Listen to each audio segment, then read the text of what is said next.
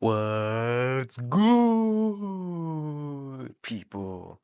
My name is Rorvis Paradox, aka Docs Brando, and I'd like to welcome you all to another installment of Rorvis Reviews. This one in particular, just because it's the spooky season, I think it makes perfect sense for me to rank and review three of my favorite werewolf movies of all time. And just simple as that. I just love these movies and I just want to have a chance to talk about them. Make sure you're already following the IG at DocsBrando25 to stay up to date on all things Warriors reviews, as well as, follow me on all platforms for you guys to just interact, be good folks, and all that. And with all that being said, let's get into it. Now, you may be wondering why werewolves, and I'm glad you asked. At myself as one of the biggest, if not the biggest, Blade fan ever, but I never really gravitated towards the aesthetic, the lore of vampires on like a personal level. I think they're interesting, but what really what I gravitated towards was werewolves. I don't know if it's from the design, the lore, the carnage they cause, the mayhem, or the different interpretations and iterations that we've gotten with werewolves. I was always a huge fan of werewolves. They're my favorite horror movie monsters. They're just my favorite types of creatures in general. Just werewolves. If they don't have no fans, then I must be, up to the upper room. You know what I'm saying? But that's why I wanted to do this a quick little video on werewolves, like three of my favorite werewolf movies, just for that. Just because it's about damn time I give them recognition. And another thing that I really want to champion werewolf movies on is really hard to make a good to great werewolf movie. That there's so much that goes into it, and I'll get more into it the more I talk about my favorite movies. So there will be no Wolfman, there will be no I like my werewolves to be like fully fledged monsters. So none of that kind of like in between esque or like, they only got partially clothed. No, I don't want them to look human. There's no human traits at all. They can be anthropomorphic. I'm okay with that. They can walk on they can be walking wolves, but that's it. I like mine's beastly, and this is exactly what we get from my favorite werewolf movies on this list. Now, the first film I want to talk about is ranked number 3 is Underworld: Rise of the Lycans, 2009, directed by Patrick Lopez. Now, what I love about this film, well, scratch that. Why this film is on this list is probably because number one, it's probably the most watched movie on this list. This Underworld franchise is a staple in my family household. So this one was easy to put on this list. Now, what I love about this film is the lore of the film. This is part of a huge franchise, the third movie in the film series, but this one is a prequel to everything, and it expands on so much that we already learned on things that we learn about here and there, or like seeing a whole reason why the war between the Lycans and the vampires occurred. Now, what's really cool about this film is the world building. So in this franchise, a mortal named Alexander Corvinus has two sons, William and Marcus. And Alexander himself was born with this mutagen where he survived a whole plague that killed his whole village, but he survived. But that the plague activated his gene, which made him the first immortal being. And then his first two sons are immortal. His third son doesn't have no mortal abilities as a regular person, but the immortal gene, the gene that kicks off everything, is recessive. But that's for another movie. That doesn't really matter right now. So William gets bitten by a mountain wolf, gets bitten by a wolf, and becomes the first werewolf because of the gene he has and how it affected him. Now he's a mindless, ravageous beast, just a beautiful looking werewolf, just absolutely perfect. And any person he bites becomes infected with the werewolf virus and will never become human again. There's no changing back and forth. It's just a beastly monster for the rest of your days. His brother, however, just to give up the full scope, Marcus gets bit by a bat, becomes the first vampire, yada yada yada. So fast forward a little bit. William and his kind are on a tear, and the vampires are trying to contain and maintain, trying to figure out a way to make sure they're keeping them at bay or wiping them off, as well as maintain their own safety and power. So this leads to one of the elders in the vampire clan named Victor. Victor, there was a werewolf that was in his dungeon, and he notices some crying. He looks down. There's a little baby beneath this just humongous werewolf. And that's when you realize the werewolf was pregnant at the time she was turned, or while she got turned. So the genes were passed on. So the baby was the first born werewolf that was able to change back and forth. And instead of killing it like he probably should have, he instead started to named it Lucian and raised it to be a warrior for his kind. And he made Lucian bite other humans to make them other lichens, for they can be able to protect them at day and then work for them as slaves at night. That's basically like the whole background of this film and the franchise as well. And now I kind of want to get into the highlights because I don't want to say too much about the film because I really love this film. Definitely think y'all should check it out. Even if you haven't seen any other movies before, this kind of sets everything up. So you'll pick up on a lot of things once you watch the other film. So up to y'all how y'all choose. But one of the biggest highlights, in my opinion, are the werewolves slash lichens, like absolutely magnificent beasts. Now, what I love about it is how you can differentiate between who's a werewolf and who's a lichen. It's not just about who's in human form and who's not. The werewolves very much more so wolf-like, anthropomorphic, furrier, just beastly looking monsters, right? The lichens, however, they're like snouts are kind of like more are shorter a little bit. They're a little less fur on them, and they look a little bit more sleeker, if I can say so. But I love the look of both of them so much. I love the transformation between the two. Now, it's a little bit of practical and digital effects. Like the practical, you can see them when they're up close, and the transformation is digital, but it doesn't look bad. It doesn't. This as a special effect does not look bad. There's werewolf transformation that look, oh my god, look like schmuck.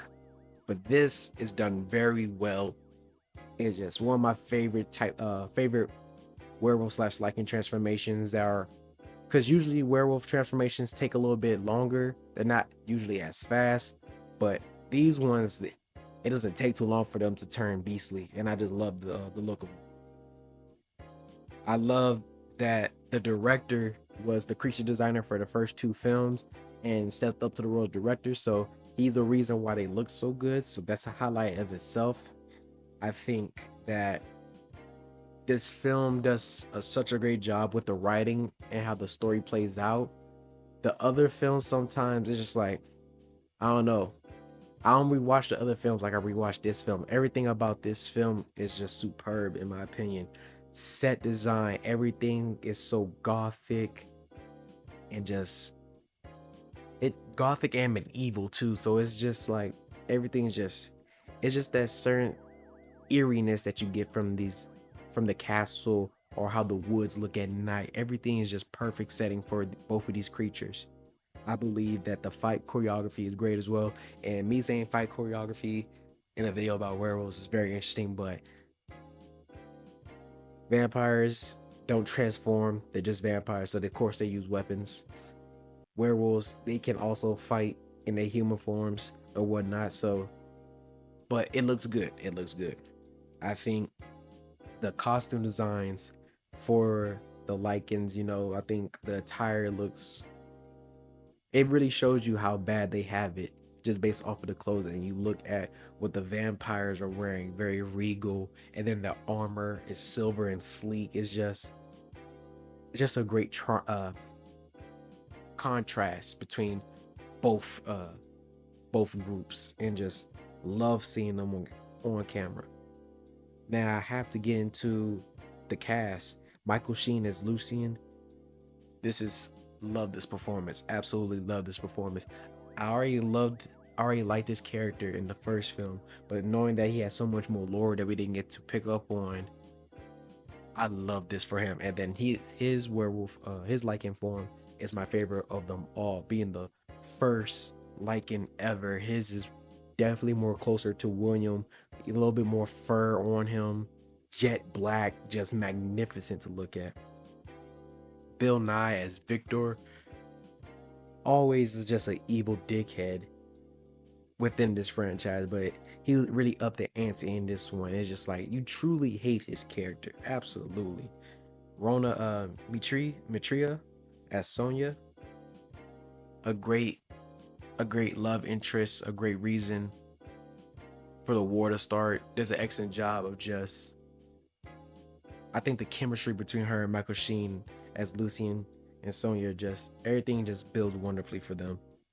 Stephen McIntosh as Andreas Tanis, just a sleazy slimeball weasel character that's always around in films like these. Whenever power's around, there's a weasel around, and does a great job of manipulating things in his favor while getting his head chopped off. And then Kevin Grievous, that's what I'm gonna say. I know I'm messing up his name, as Roz. It's just great to see him back in the film series, and he's also just a cool actor just to portray these roles as a Lycan. But if you see him in the first film, he's kind of the same character, just a different timeline. So it's all good. So great to see him on here as well. All in all, 4 stars. It's not the best, but it's better than a lot of other werewolf films. But it's not better than the next two I will be talking about. Now, second place in my werewolf rankings is American Werewolf in London, coming out in 1981, directed by John Landis. Now, a lot of werewolf fans, between this one and what I have as my favorite werewolf movie, they juggle both of them just based off of the werewolf transformation alone. 1981 was a phenomenal year for werewolf movies, and you may be wondering, that's a very odd specific year and time for werewolf movies to begin championized. And it's because 3 of the top werewolf movies of all time, in a lot of people's opinions, all came out that year. 2 of them I rock with. The other one, when we dealing with werewolves, in my opinion, I like more beastly instead of just turning into a wolf. That's just in my opinion. But nonetheless, all 3 of these came out the same year. Now, these last 2, love them. Just love them. But let me get into the premise of the film. So, we have David and we have Jack, 2 Americans who are backpacking through Europe before head through England, backpacking through Europe, and they're stopping off in England first to then go to Italy. That's the plan. Now they stop out in like the middle of Bucktook nowhere in England and get into a bar, and they notice kind of like a pentagram on the wall, and it's very like, when they walk in, everything's just, they feel they feel unwelcome.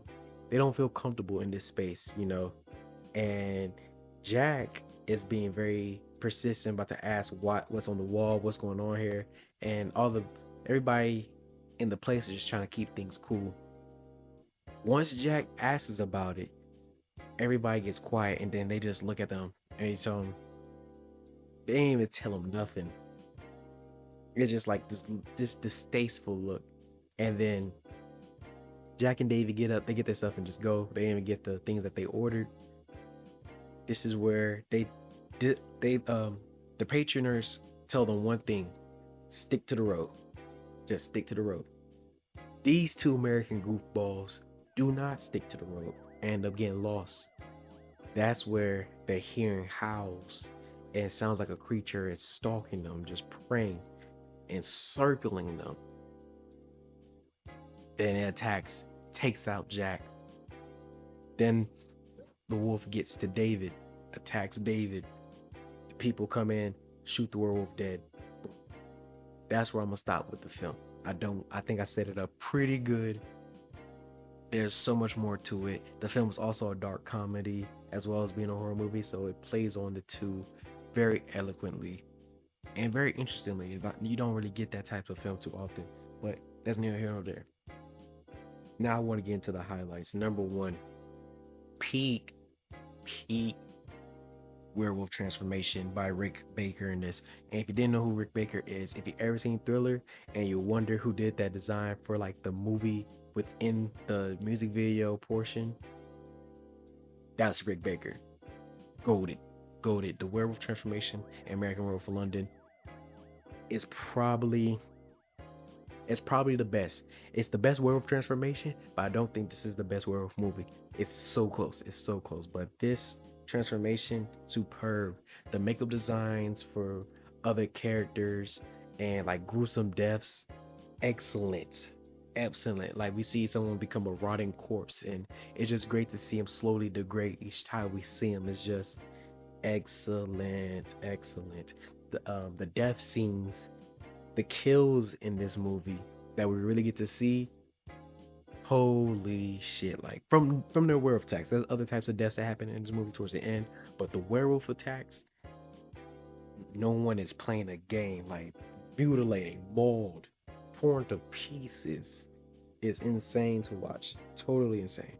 I think this is a well written film that we have here. I think the use of dark humor kind of not tones it down, but like it makes you feel so many different emotions. You getting some laughs off and stuff like that, but then you're like, oh shit, this motherfucker is like dead, and like we're just getting some giggles off, and it's just everything about it is just excellent. I think the cast is phenomenal. Now there's a lot of people to name, but I'm just thinking about like the core people in the cast that do the job right. David Naughton as David. This is his show. He holds this movie on his back, and it's just like the trauma, the survivor's guilt that he's feeling, the can't trust his own thoughts. He doesn't know if he's having illusions or not. And then knowing that you have become the beast itself, it's a lot to deal with and to overcome. And I think that this actor did an excellent job in this performance. Jenny Agutter as Nurse Alex Price, I think she brought a lot of humanity to this film, and she's like, the chemistry that she builds with David is just, it feels on one part kind of just like forced, just like kind of like ex machina type thing, but at the same time they just play off each other very well, and I just love it. Griffin Dunn as Jack Goodman, him and David, two goofballs that were just having fun before something horrific happens, and then the further interactions, you're going to see that why I think this is a highlight between Jack and David. They just, when you see them on camera together, the conversations, it's just like just too damn well. They perform this to exponential standards. Like it's just so, love it, just love it. And then lastly, John Woodvine as Dr. J.S. Hirsch. The only person that's really trying to dive into the mystery, try to figure out what really happened, is what David is saying is true. Just a caring physician that is trying to do his due diligence, as a doctor to help out a former patient. Love this performance and role for this actor. Everything was great. Score was nice. What can I say? I'm giving it 4 stars. Still excellent. Still top two werewolf movie all time. But it's not my number one. My number one is 1981's The Howling, directed by Joe Dante. Now, this film right here, the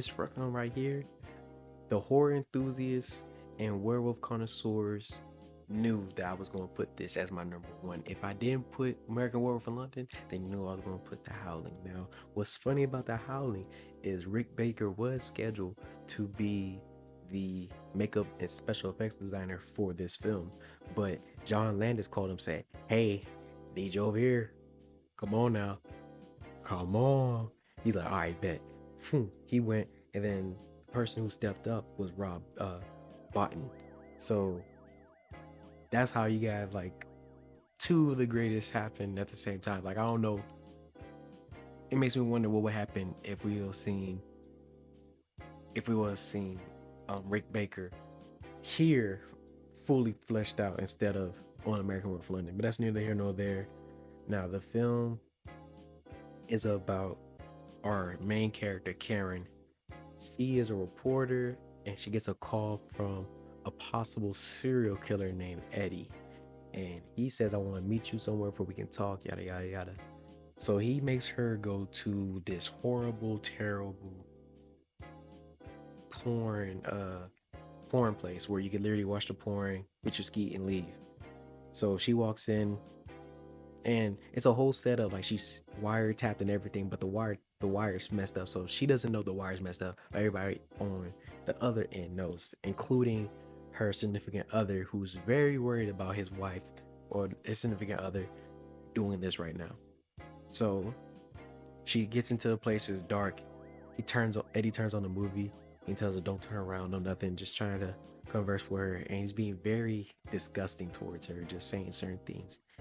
And then he lets go of her and finally tells her to turn around, and she starts screaming. And you don't know why. Like, we can't really see him, but you could tell like he sounds monstrous just from the shadows. And police come in and shoot him through the door. Pop, pop, he's dead. And now she is traumatized about what just happened because she almost got attacked. Come sometime later, they try to get her to report on live TV.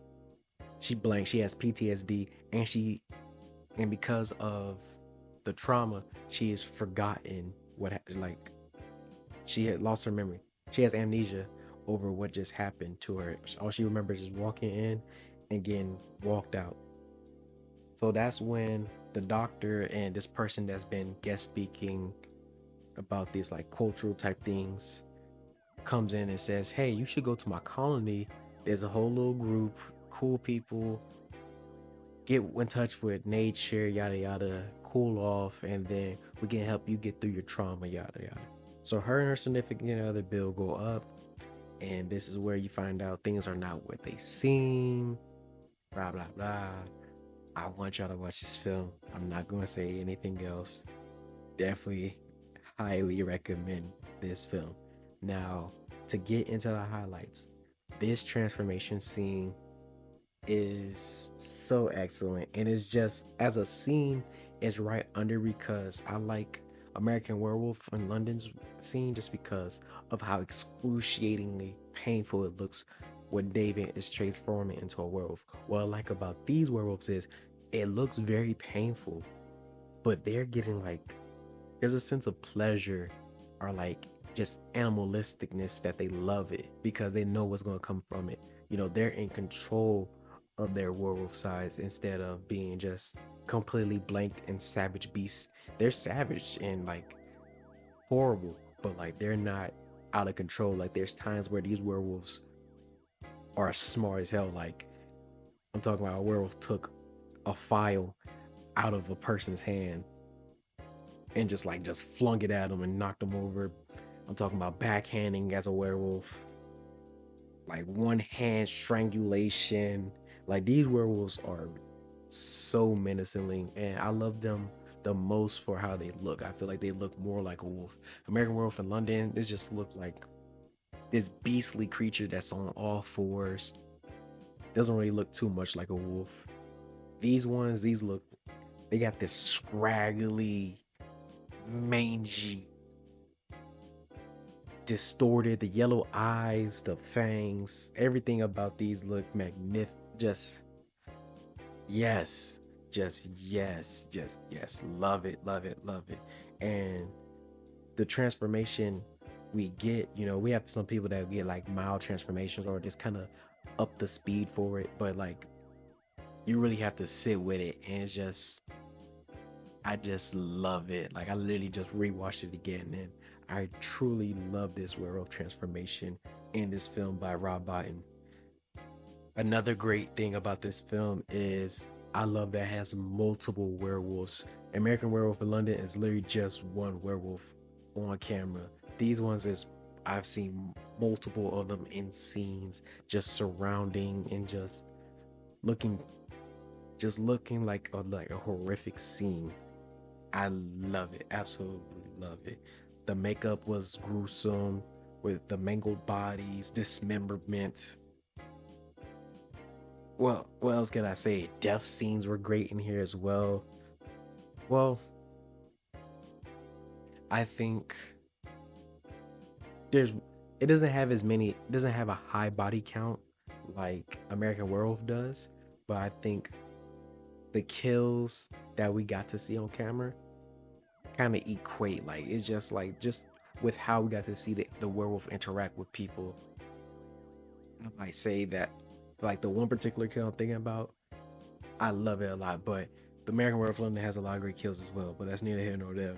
I think the writing in this film was great. It doesn't feel too cheesy. Yes, it definitely feels like an older film, but I think with the writing plus with the performances from these actors and actresses, it feels like a very legit film. I like that it has certain times where the use of silence is very important.